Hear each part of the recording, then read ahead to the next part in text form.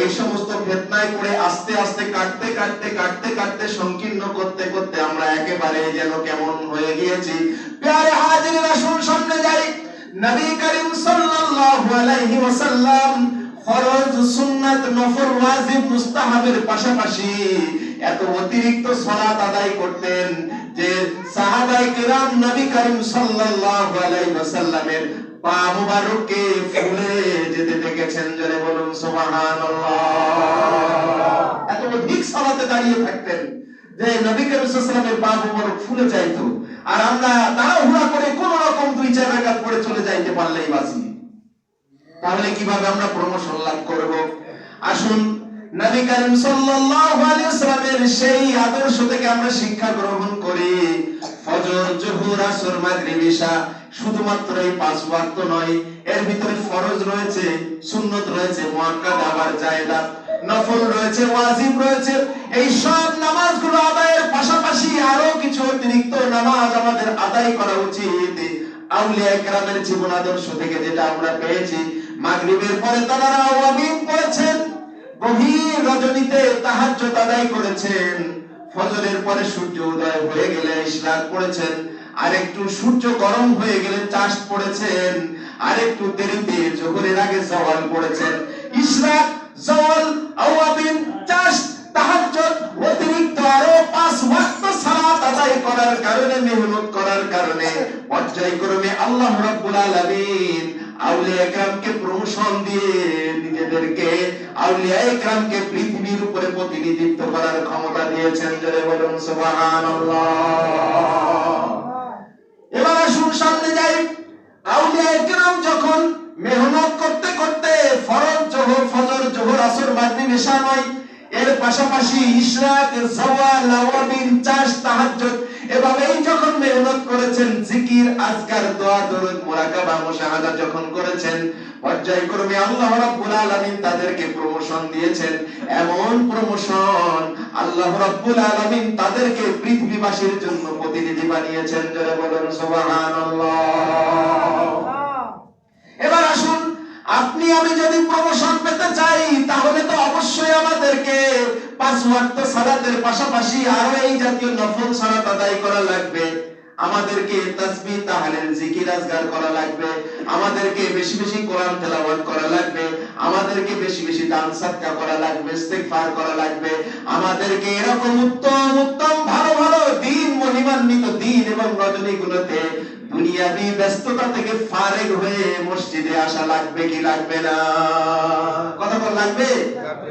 তাহলে যারা বলে এই অনুষ্ঠানে যাওয়ার দরকার নেই, বেদাত, এই অনুষ্ঠান পালন করলে কোনো লাভ নেই, বেদাত, এই অনুষ্ঠান কোন নবীও করেনি, সাহাবাও করেনি, তারা বুঝে রাখেন আপনাকে দ্বীন ইসলাম থেকে কাফের করে একেবারে ইসলাম থেকে খারিজ করে দেওয়ার চিন্তা করেছে। কথা বলুন ঠিক কিনা?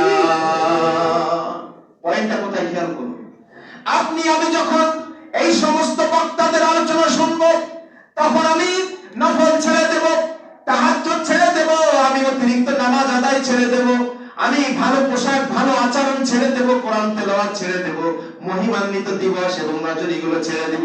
ছাড়তে ছাড়তে আমি আস্তে আস্তে সুন্নত ছেড়ে দেব, জায়েদা সুন্নত ছেড়ে দেব, মুআক্কাদা, এরপরে ওয়াজিব ছেড়ে দেব। এরপরে শয়তান 100% আমার কলবকে যখন গ্রাস করবে, তখন বলবো যে কোনো নামাজের দরকার নেই। কথা কোন ঠিক কিনা? আস্তে আস্তে সন্দেহের বীজ, আস্তে আস্তে বিষক্রিয়া কিভাবে আপনার আমার সন্তান এবং পরবর্তী প্রজন্মের ভিতরে ওয়াহাবিরা ঢুকিয়ে দিচ্ছে, লামাজাবিরা ঢুকিয়ে দিচ্ছে, ইহুদি খ্রিস্টানদের দালালেরা ঢুকিয়ে দিচ্ছে, আপনি আমি বুঝতে পারি না। আপনি আমি নফল নেই বলে চলে যাই, আপনি আমি মুনাজাত নেই বলে চলে যাই, আপনি আমি জামাতে যাওয়া লাগবে না বলে চলে যাই, আপনি আমি কবর জিয়ারত করা লাগবে না বলে চলে যাই, আপনি আমি তাসবিহ হাতে নিয়ে জিকির করা লাগবে না বলে তাসবিহ ছুঁড়ে ফেলে দেই, আপনি মিলাদ কিয়াম করা লাগবে না বলে চলে যাই, শবে বরাত, শবে মেরাজ পালন করা লাগবে না বলে চলে যাই। বুঝে রাখেন, জেনে রাখেন, শুনে রাখেন, নিঃসন্দেহে নিঃসন্দেহে আপনি কোন না কোন চক্রের খপ্পরে পড়ে গিয়েছেন। কথা কোন ঠিক কিনা? এই খপ্পর আপনাকে আস্তে আস্তে এমন বিষের মাত্রা পর্যায়ক্রমে বাড়ায়া দেবে। এই ছোট ছোট ছেড়ে দিতে দিতে বড় কাজগুলো ছেড়ে দেবেন, পর্যায়ক্রমে আপনার অন্তরে চলে আসবে, নামাজ লাগবে না, রোজা লাগবে না, হজ লাগবে না, যাকাত লাগবে না, দান সাদকা কোনো কিছুই লাগবে না, খাও দাও আর ফুর্তি করো। প্যারে হাজিরিন, আসুন সামনে যাই। আল্লাহ রাব্বুল আলামিন আমাদেরকে দুনিয়ায় এরকম খাওয়া দাওয়ার ফুর্তি করার জন্য পাঠাননি। কোন কোন গবেষক বলেছেন, দার্শনিক বলেছেন এরকম খাওয়া দাওয়া ফুর্তি করো। সাইদি সাহেবের ওয়াজে শুনেছি তিনি বলতেন, দুনিয়া কা মজা লে লো, দুনিয়া তোমারি হে, ইট ড্রিঙ্ক এন্ড বি মেরি, খাওয়া দাওয়া ফুর্তি করো। কোন কোন দার্শনিকের রেফারেন্স দিয়ে তিনি বলেছেন। এটা দিয়ে বলার পরে তিনি বোঝাতেন যে পৃথিবীবাসীরা আল্লাহ রাব্বুল আলামিন মানুষদেরকে এই ধরনের তামাশা করার জন্য পাঠায়নি। আফা হাসিবতুম আন্নামা খলাকনাকুম আবাসাও ওয়া আন্নাকুম ইলাইনা লা তুরজাউন। ও পৃথিবীবাসীরা, তোমরা কি এই ধারণা করেছো যে তোমাদেরকে এমনি কোনো উদ্দেশ্য ছাড়াই খেল তামাশার বিষয়বস্তু হিসেবে তোমাদেরকে সৃষ্টি করা হয়েছে? ওয়া আন্নাকুম ইলাইনা লা তুরজাউন, আর তোমাদেরকে আমার কাছে জবাবদিহির জন্য ফিরে যেতে হবে না। তোমরা কি এটা ধারণা করে নিয়েছো? এমনি সৃষ্টি করা হয়েছে, আমার কাছে হিসাবের জন্য তোমাদের হাজিরা দেওয়া লাগবে না, এরকম ধারণা করে নিয়েছো? মেরে হাজিরিন, তা নয়। আল্লাযী খালাকাল মাউতা ওয়াল হায়াতা লিয়াবলুয়াকুম আইয়ুকুম আহসানু আমালা। আল্লাহ পাক সৃষ্টি করেছেন জীবন, আল্লাহ পাক সৃষ্টি করেছেন মরণ। তিনি জেনে নিতে চান, বুঝে নিতে চান, পরীক্ষা নিয়ে তিনি রেজাল্ট নিতে চান যে আল্লাযী খালাকাল মাউতা ওয়াল হায়াতা লিয়াবলুয়াকুম আইয়ুকুম আহসানু আমালা। কোন বান্দা, কোন ব্যক্তি ভালো কাজে, নেক কাজে একজন আরেকজনকে অতিক্রম করে অগ্রগামী হতে পারে। জোরে বলুন সুবহানাল্লাহ। আপনি আমি দিনে একবারও দুরূদ শরীফের কথা মনে আনি না, আপনি আমি দিনে একবারও কোরআন খোলার কথা মনে আনি না। অথচ আগেকার মুরব্বীদের কথা বলি, আমার দাদিও 100 বছর বয়সে খালি চোখে কোরআন দেখেছে, তেলাওয়াত করেছে। আমার নানাজিও প্রতি রাতে কোরআন তেলাওয়াত করতেন। ওই বুড়ো বাড়িতে তার কোরআনের তেলাওয়াত সবাই শুনেছে, কিন্তু ওই বাড়িতে এখন আর কোরআন তেলাওয়াত হয় না। প্যারে হাজিরিন, মুরব্বীরা চলে গেছে, মুরব্বীদের আদর্শ কিন্তু আমরা ভুলে গেলে চলবে না। গত কয়েকদিন আগে এক ভাই ওয়াজ করতেছিল, পীরকে মানা যাবে না, মুরব্বীদেরকে মানা যাবে না। হাসি লাগতেছিল, হাসবো না কানবো আমি বুঝতেই পারতেছিলাম না। যদি পীরকে মানা না যায়, মুরব্বী মামাকে যদি মানা না যায়, তাহলে তো তোমার দলীয় নেতা বা আমির সাহেবকেও মানা যাবে না। কথা কোন ঠিক কিনা? তাহলে কি তোমাদের দলীয় নেতাকে মানা যাবে? কারণ দলীয় নেতা তো একজন মডেল, তাকে তো তুমি রোল মডেল করেছো, অনুকরণীয় আদর্শ করেছো। আমরা অনুকরণীয় আদর্শ তো তাদেরকেই করি যাদের ভিতরে উত্তম জীবন আদর্শ রয়েছে। কথা বলুন ঠিক কিনা? তাহলে যাদের ভিতরে উত্তম জীবন আদর্শ থাকে, তাকে কেন মানা যাবে না? আমার বাবা তো একজন উত্তম আদর্শ, আমার মা একজন উত্তম আদর্শ, আমার ওস্তাদ একজন উত্তম আদর্শ, আমার মুরব্বী একজন ওস্তাদ আদর্শ, আমার এলাকার আলেম ওলামার একজন উত্তম আদর্শ, পীর মাশায়েখ ওলিয়া উলিয়া গাউস কুতুবরা উত্তম আদর্শ। কথা বলুন ঠিক কিনা? তাদেরকে তুচ্ছ তাচ্ছিল্য করার অধিকার তোমাকে কে দিয়েছে? তুমি যদি তাদেরকে তুচ্ছ তাচ্ছিল্য করো, আমি তোমার দলীয় নেতাকে তুচ্ছ তাচ্ছিল্য করতে বাধ্য হব। এই জন্য কথা বললেই হয় না, সাবধানে কথা বলা উচিত।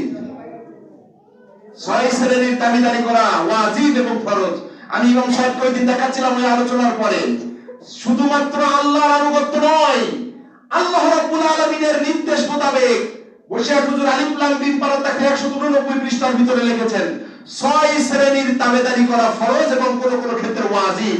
তার মধ্যে একটি তাবেদারি হচ্ছে স্ত্রীর জন্য স্বামীর হক কথার তাবেদারি করা ওয়াজিব। এখনকার মহিলারা এটা পরোয়া করে না। স্ত্রীর জন্য স্বামীর বৈধ কথা মান্য করা ওয়াজিব। আমি কিতাব খুলে দেখায় দেব। প্যারে হাজিরিন, রাষ্ট্রের জনগণদের পক্ষে রাষ্ট্রীয় প্রতিনিধিদের কথা মান্য করা ওয়াজিব। তাই জালেম সরকার হোক, আপনি রাষ্ট্রদ্রোহী হতে পারবেন না। আপনি মনে মনে চেষ্টা করবেন যে রাষ্ট্র ব্যবস্থা পরিবর্তন করব, আপনি দল মত সংগঠন তৈরি করবেন, রাষ্ট্রের ভিতরে থেকে সুকৌশলে রাষ্ট্রদ্রোহী হওয়ার অধিকার আপনাকে দেওয়া হয়নি। কিছু মশলা জানা উচিত। প্যারে হাজিরিন, তার মধ্যে ওখানে লেখা আছে শরীয়তের ইমামগণ, তরিকতের পীরগণের আদর্শ অনুকরণ করা জগৎবাসীদের জন্য ওয়াজিব। কারণ শরীয়ত এবং তরিকত জগৎবাসীদেরকে যেভাবে আউলিয়া কেরাম পৌঁছে দিয়েছেন, সাধারণ মানুষের পক্ষে সেটা সম্ভব ছিল না। আন্দাজে কথা বলতে হয় না। এই জন্যই আমরা কথা বলার ক্ষেত্রে একটু ব্যালেন্স বজায় রাখতে চেষ্টা করি, কিন্তু কিছু কিছু দলীয় প্রভাবে কিছু কিছু বক্তারা এমন কথা বলে যে কথাগুলো আসলে সমাজে খাটে না, তারা জোর করে দলীয় প্রভাব দিয়ে খাটাতে চেষ্টা করে। এ কারণে কথা বলতে হবে ভারসাম্য বজায় রেখে। আহলুস সুন্নাত ওয়াল জামাত হচ্ছে পৃথিবীর মধ্যে রোল মডেল। আমি এই কথা তুলে ধরার চেষ্টা করি। জানি না আমি পরিপূর্ণ বলতে পারি কিনা, আমার জ্ঞানের কমতি থাকার কারণে হয়তো আমি পারি না, কিন্তু আল্লাহ রাব্বুল আলামিন পৃথিবীবাসীকে যে আদর্শ ধরার জন্য, মানার জন্য, পালন করার জন্য বাধ্যবাধকতা আরোপ করেছেন, সেটি হচ্ছে আহলুস সুন্নাত ওয়াল জামাতের আকীদা। আল্লাহ পাক যেন দয়া করে আমাদেরকে মৃত্যু পর্যন্ত এই আকীদার উপরে থাকার তৌফিক দান করেন বলি আমিন। আর রাজনীতির ক্ষেত্রে আপনি একটি মুসলিম হিসেবে একটি ইসলামী দলকে সমর্থন করবেন প্রত্যক্ষভাবে এবং পরোক্ষভাবে। প্রকাশ্যভাবে করতে পারেন, গোপনে থাকতে পারে। বর্তমান যে সামাজিক প্রেক্ষাপট, প্রকাশ্যভাবে জনসাধারণকে ওই হুড়ুহুড়ি দিতে যাওয়ার ব্যাপারে আমি ভালো মনে করি না। আপনি আপনার সমর্থনটা একটি ইসলামী দলে দেবেন, এটা আপনার ব্যক্তিগত ব্যাপার, আপনার অন্তরের ভিতরে থাকবে। সবাইকে ওই ফিতনায় জড়ানোর হুকুম আমি দিতে চাই না। সাধারণ মানুষ, খেটে খাওয়া মানুষ, রাজনৈতিক লিডাররা আপনাদেরকে ব্যবহার করে। আপনি কেন খেটে খাওয়া মানুষ তাদের পিছনে সময় নষ্ট করছেন? প্রিয় হাজিরিন, আমি আমার ক্ষুদ্র জ্ঞানে দেখেছি যে জমিদারের সন্তানেরা রাজনীতি করতে করতে ফকির হয়েছে, আর এখন ফকিরদের পুতেরা রাজনীতি করতে করতে আমির হবে। প্রিয় হাজিরিন, বেশি কথা বলবো না। আমি অনুরোধ করি প্রত্যেক মুসলিম আজকে যারা আমার আলোচনা শুনছেন, আমি সকলকে দায়িত্ব এবং অনুরোধ করি, একটি ইসলামী দলে, একটি ইসলামী সংগঠনে একজন ভালো লিডার, আলেম ওলামা দেখে আপনি আপনার সমর্থন অর্পণ করবেন। এটা আপনার ইমানি দায়িত্ব। সেটা আপনার পছন্দের যে কোনো ভালো ইসলামী দলের একজন লিডারকে অনুসরণ করলে আপনার হক আদায় হয়ে যাবে। আমি যদি অন্ধের মতো একটি দলের অনুসরণ করি আর বাকি সব দলের সাথে আমার সম্পর্ক কাটা হয়ে যাচ্ছে। এই কারণে আউলিয়া কেরামের বৈশিষ্ট্য ছিল, একটা দলে তারা অন্ধের মতো চাইতেন না। তারা দল মত বর্ণ নির্বিশেষে সমস্ত মানুষকে দ্বীনের পথে ডাকতেন। আপনি অমুসলিমকে ডাকতে হবে, নারীদেরকে ডাকতে হবে, বৃদ্ধদেরকে ডাকতে হবে, আওয়ামী লীগকে ডাকতে হবে, বিএনপি কে ডাকতে হবে, জাতীয় পার্টিকে ডাকতে হবে, জামাত ইসলামকে ডাকতে হবে, হেফাজত ইসলামকে ডাকতে হবে, চরমনাইকে ডাকতে হবে, সবাইকে ডাকতে হবে। তাহলে আপনি হবেন একজন এমন ব্যক্তি, রোল মডেল, যিনি সকলকে ঐক্য গঠনের ক্ষমতা রাখে। কথা বলুন ঠিক কিনা? আর সে ক্ষমতা কেবলমাত্র একমাত্রই আউলিয়া কেরামকে আল্লাহ রাব্বুল আলামিন দিয়েছেন। আমার কথায় ভুল বোঝার কোনো কারণ নেই। আমি এই মৌন নীতি অবলম্বন করি এবং সকলের কাছে আজকে যে অনুরোধটা করলাম, এটা আমার রাষ্ট্রীয় দর্শন। এটা আমি কোরআন হাদিস থেকে গবেষণা করেই পেয়েছি। আমি সকলের কাছে ব্যক্ত করলাম। অবশ্যই আপনার নির্বাচনের সময়ে সমর্থনটি একটি ইসলামী দলেই থাকতে হবে। আল্লাহ কবুল করুন বলি আমিন। প্যারে হাজিরিন, আসুন সামনে যাই। মহান রব্বুল আলামিন কোরআনে কারীমের ভিতরে বলছেন, হামিম ওয়াল কিতাবিল মুবিন ইন্না আনসালনাহু ফি লাইলাতিন মুবারাকাহ। হামিমের অর্থ আল্লাহ রাব্বুল আলামিন ভালো জানেন। ওয়াল কিতাবিল মুবিন, প্রকাশ্য সুস্পষ্ট কিতাবের শপথ দিয়ে আল্লাহ রাব্বুল আলামিন বলছেন, ইন্না আনসালনাহু ফি লাইলাতিন মুবারাকাহ, নিঃসন্দেহে নিশ্চয় নিশ্চয় আমি আল্লাহ রাব্বুল আলামিন মহাগ্রন্থ আল কোরআনকে লাইলাতুল মুবারাকাহ, বরকতময় মুবারকের রাতে নাযিল করেছি। জোরে বলুন সুবহানাল্লাহ। আসুন সামনে যাই। আল্লাহ রাব্বুল আলামিন লাইলাতুল মুবারাকা বলতে কি বুঝিয়েছেন আমাদের যদি বুঝে না আসে, হাদিস শরীফের দিকে লক্ষ্য করি। তিরমিজি শরীফে আমি নিজের চোখে দেখেছি, আল্লাহ রাব্বুল আলামিন দেখিয়েছেন। ইমাম তিরমিজি তিনি লিখেছেন একটি অধ্যায়, একটি প্রচ্ছদ, একটি অংশ তৈরি করেছেন।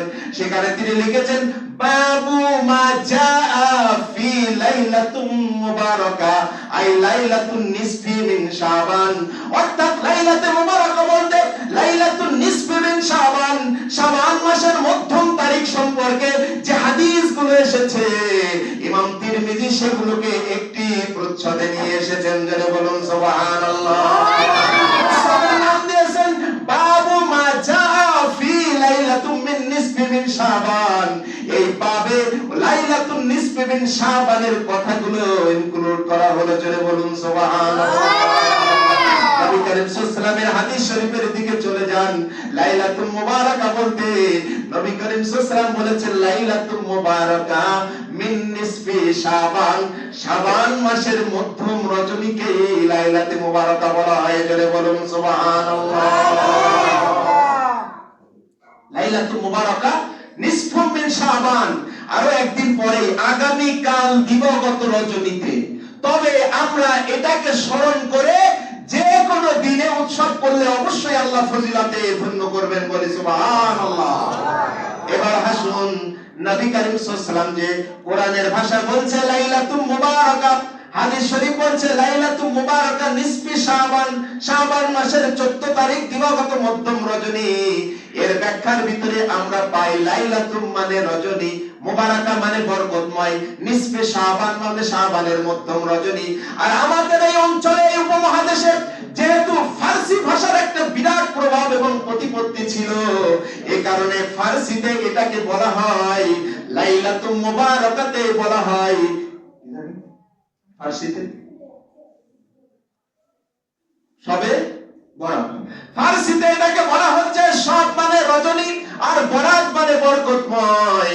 অর্থাৎ এই রজনীটাকে ফার্সি ভাষায়, আরবিতে মুবারাকা মানে বরকতময়, আর ফার্সিতে বরাত মানে বরকতময়, আল্লাহর কথার সাথে মিলিয়েই বলা হয়েছে। জোরে বলুন সুবহানাল্লাহ। এবার অনেকে বলে যে শবে বরাত কোরআনেও পাইনি, হাদিসেও পাইনি। মিয়া সাহেব, শবে বরাত কোরআনেও রয়েছে, হাদিসেও রয়েছে, খুঁজে পাওয়ার মতো চোখ আপনাকে দেওয়া হয়নি। এবার আসুন সামনে যাই। আরবিতেও বারাত শব্দ রয়েছে, এক বারাত মানে মুক্তি, আর এক বারাত মানে চুক্তি, আর ফার্সিতে বরাত মানে ভাগ্য।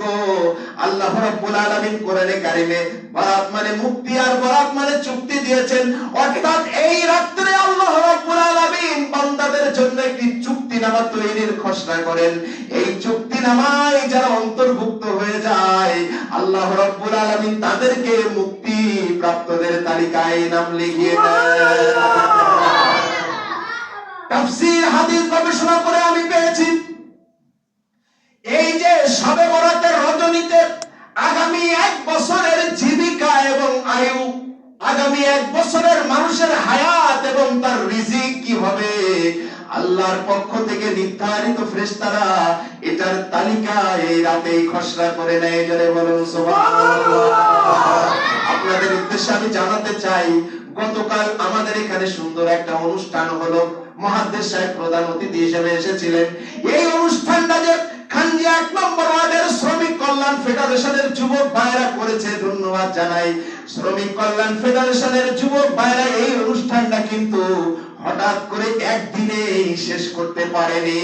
অবশ্যই বারবার খসড়া করে পরিকল্পনা করে আলাপ আলোচনা করে মিটিং এর মাধ্যমে এই কাজটা করতে পেরেছে। কথা বলুন ঠিক কিনা? এটা দিয়ে বোঝাতে চাই আমি, এই বড় পরিসরে একটা অনুষ্ঠান করতে গেলে হঠাৎ এসো বসো অনুষ্ঠান করে এরকম কিন্তু হয় না। আগে থেকে প্ল্যান নিয়ে, চিন্তা ভাবনা নিয়ে, আলোচনা করে, মিটিং করে, অতিথি নির্ধারণ করে, প্যান্ডেল করে, সাউন্ড সিস্টেম নিয়ে, লাইট সিস্টেম নিয়ে, কে করবে কোরআন তেলাওয়াত, কে করবে আলোচনা, কার সময় কতক্ষণ, কে কাকে ফুল দিয়ে বরণ করবে, কে স্লোগান দিবে, এভাবে সুন্দর করে একটা অনুষ্ঠান সাজানো হয়। কথা বলুন ঠিক কিনা?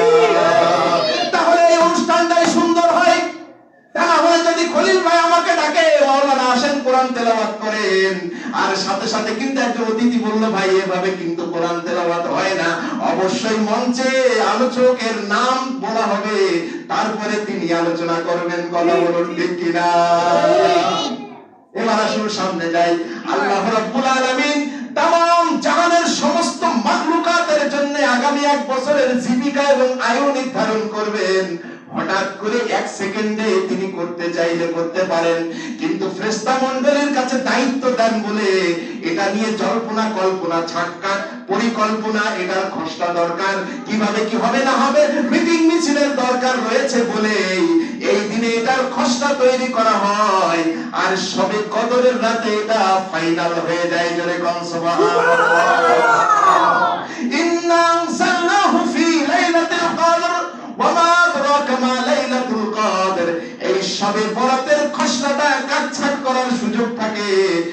বাদ যায়, কিছু যোগ করা হয়, কোনো পরামর্শ গ্রহণ করা হয়, কোনো পরামর্শ বাদ দেওয়া হয়, কিন্তু সবে কদরে যেটা ফাইনাল সিল মেরে দেওয়া হয়, ওখানে আর কোনো ঢোকানোর বের করার সুযোগ থাকে না। এই খসড়া রয়েছে, আপনি সংযুক্ত করতে পারেন। একজন অতিথি আসবে না, আরেকজন নতুন অতিথি আসবে, যিনি আসবেন না তার নাম কেটে দেন, যিনি আসবে তার নাম জুড়ে দেন। প্রিয় হাজিরিন, কিন্তু অনুষ্ঠান যখন ফাইনাল হয়ে যায়, অতিথিরা এসে যায়, তখন কিন্তু আর নতুন করে সংযোজন বিয়োজনের আর কোনো সুযোগ থাকে না। প্রিয় হাজিরিন, এই কারণেই আজকের এই শবে বরাতের রজনীতে রিজিকের যে আয়ুর যে তালিকাটা আল্লাহর পক্ষ থেকে ফেরেশতাদের কাছে খসড়া দেওয়া হয়, তার ভিতরে সংযোজন এবং বিয়োজনের সুযোগ থাকে বলে এখন কিছু ঢুকার এবং বেরোনোর সুযোগ থাকে। চাইলে আপনি ক্যারাম খেলে এই তালিকা থেকে বেরিয়ে যেতে পারেন, চাইলে আপনি ক্যারাম ছেড়ে উঁচু করে মসজিদে এসে তালিকায় ঢুকতে পারেন। কথা বল ঠিক কিনা? আপনি যদি ওয়াহাবি বক্তাদের কথা শোনেন, এই অনুষ্ঠানে যাওয়া যাবে না, লাভ নেই, নিশ্চিত নিশ্চিত জেনে রাখেন এই তালিকা থেকে আপনি আস্তে আস্তে বাদ হয়ে যাবেন। প্রিয় হাজিরিন, খসিরাত দুনিয়া ওয়াল আখিরা যালিকা হুয়াল খুসরানুল মুবিন। এর গ্লাসগুলো খোলা থাক, গরম পরিবেশ, গ্লাস বন্ধ করার দরকার নেই, একজন ভাই গ্লাসটা খুলে দেন। খসিরাত দুনিয়া ওয়াল আখিরা, দুনিয়াও ক্ষতিগ্রস্ত, আখিরাতও ক্ষতিগ্রস্ত। যালিকা হুয়াল খুসরানুল মুবিন, যার দুনিয়াও শেষ আখিরাতও শেষ, সে তো সর্বশ্রেষ্ঠ ক্ষতিগ্রস্ত। জোরে কথা আউযুবিল্লাহ, আউযুবিল্লাহ। প্রিয় হাজিরিন, আসুন সময় একেবারে শেষের দিকে। আমি সব সময় এবং পয়েন্ট খেয়াল রেখে কথা বলি। আমি সভাপতি সাহেবকে বলবো, আগামী থেকে যত অনুষ্ঠান হবে আপনি দয়া করে বক্তাদেরকে সময় এবং পয়েন্ট নির্ধারণ করবেন, পয়েন্টের বাইরে উল্টো পাল্টা বলার জন্য সুযোগ না পায়। কথা বলতে কি বলবে না, শুনবে না, পয়েন্টের উপরে কথা বলতে পারবে না, এই সেরকম ইচ্ছা রকম স্লোগান দিয়ে চলে যাবে, এটা চলতে দেওয়া হবে না। একটা বিষয়ে আলোচনা করবে, পয়েন্ট ঠিক থাকবে। প্রিয় হাজিরিন, আসুন সামনে যাই। আল্লাহ রাব্বুল আলামিন বলছেন, এই মুবারক রজনীতে সংযোজন বিয়োজনের সুযোগ থাকে। এই 14 শাবানের রজনীতে সংযোজন বিয়োজন করতে করতে রমজান মাসে মহিমান্বিত লাইলাতুল কদরের রজনীতে যখন সিল দেওয়া হয়, এরপরে আর কোনো সংযোজন বিয়োজনের সময় থাকে না। ফাইনাল ভাবে একটি বছর, আগামী 1 বছরের জীবিকা এবং আয়ু কে কতদিন বাঁচবে আর কে কতটুকু রিজিক গ্রহণ করবে, আল্লাহর পক্ষ থেকে ফাইনালি নির্ধারণ হয়ে যায়। প্রিয় হাজিরিন, আসুন সামনে যাই, দুই একটি হাদিস বলে আলোচনা শেষ করব। নবী করিম সাল্লাল্লাহু আলাইহি সাল্লামের জলিলুল কদর সাহাবী আবু হুরায়রা রাদিয়াল্লাহু তাআলা আনহু থেকে বর্ণিত, আন আবি হুরায়রা রাদিয়াল্লাহু তাআলা আনহু قال قال رسول الله صلى الله عليه وسلم نكوا ابدانكم بصوم شعبان لصيام رمضان। আবু হুরায়রা রাদিয়াল্লাহু তাআলা আনহু থেকে বর্ণিত, তিনি বলেন, নবী করিম সাল্লাল্লাহু আলাইহি ওয়াসাল্লাম ইরশাদ করেছেন, নাকু আবদানাকুম লিসাওমি শাবান লিসিয়ামি রমাদান। তোমরা তোমাদের দেহকে প্রস্তুত করো, ফিট করো, গঠন করো, পরিশীলিত করো, উপযুক্ত করো এই শাবান মাসের সিয়াম সাধনার মাধ্যমে পরবর্তী রমজানের জন্য প্রস্তুতি গ্রহণ করে নাও। জোরে বল সুবহানাল্লাহ। প্রিয় হাজিরিন, হঠাৎ করে কোন ভাইকে যদি বলা হয় খানজিয়া স্কুল মাঠে 10 চক্কর দৌড় দিয়ে আসার জন্য, আমার মনে হয় শতকরা 999 জন লোক ফেল করবে। কথা বলুন ঠিক কিনা? যদি হঠাৎ করে আপনাকে আমাকে বলা হয় খানজিয়ার ওই স্কুল মাঠে 10 চক্কর ঘুরে আসার জন্য দৌড়ে দৌড়ে, আমার মনে হয় শতকরা 999 জন লোক ফেল করবে। শুধুমাত্র শ্রমিক কল্যাণ ফেডারেশনের 2-1 জন যারা নিয়মিত খেটে বেড়ায়, তারাই হয়তো পারতে পারে, তাছাড়া কারোর পক্ষে সম্ভব নয়। হঠাৎ করে কি 10 চক্কর মাঠে দৌড়ানো সম্ভব না? প্রিয় হাজিরিন, আল্লাহর নবী কি শিক্ষা আমাদেরকে দিচ্ছেন? নবী করিম সাল্লাল্লাহু আলাইহি ওয়াসাল্লাম আমাদেরকে বলছেন, নাকু আবদানাকুম, তোমরা তোমাদের দেহকে, বডিকে, শরীরকে বিসাওমি শাবান লিসিয়ামি রমাদান, শাবান মাসের সিয়াম সাধনার মাধ্যমে রমজান মাসের প্রস্তুতি গ্রহণ করো। ভাইরা আমার, আপনি যদি আজ খানজিয়া স্কুল মাঠে 1 চক্কর ঘুরে দেন, আগামীকাল যদি 2 চক্কর, এরপর দিন 3 চক্কর, তারপর দিন 4 চক্কর, আস্তে আস্তে 10 দিনে যদি 10 চক্কর আপনি ঘুরে দেন, তাহলে আপনার হার্ট সেটা কন্ট্রোল করতে পারবে, মেইনটেইন করতে পারবে, নিয়ন্ত্রণ করতে পারবে। অবশ্যই 11তম দিনে আপনি 10 চক্কর ঘোরার শক্তি অর্জন করবেন। কথা বলুন ঠিক কিনা? ঠিক তেমনি ভাবে আগামী রমাদান মাসে একটি মাস সিয়াম সাধনা করতে হবে।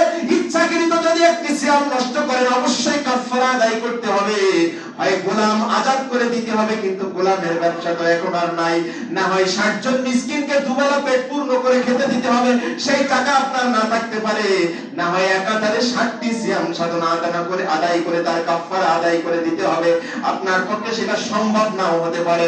এই কারণে নবী করিম সাল্লাল্লাহু আলাইহি ওয়াসাল্লাম বলেছেন, এইভাবে মাঠে 10 চক্কর দিয়ে যেমন প্রস্তুত হয়ে যাও, তেমনি ভাবে শাবান মাসে কিছু সিয়াম সাধনার মাধ্যমে তোমার শরীরকে রমজান মাসের সিয়ামের উপযুক্ত বানায় নাও।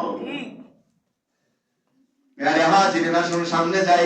এরপরেও কোন অল্প শিক্ষিত অশিক্ষিত ওয়াইজকারীরা বাড়িতে বাড়িতে যে বলে শাবান মাসে সিয়াম কোনো সাধনা নেই, শবে বরাতের রোজা রাখলে নাকি কোনো সওয়াব না বরং গুনাহ, জোরে কর নাউযুবিল্লাহ।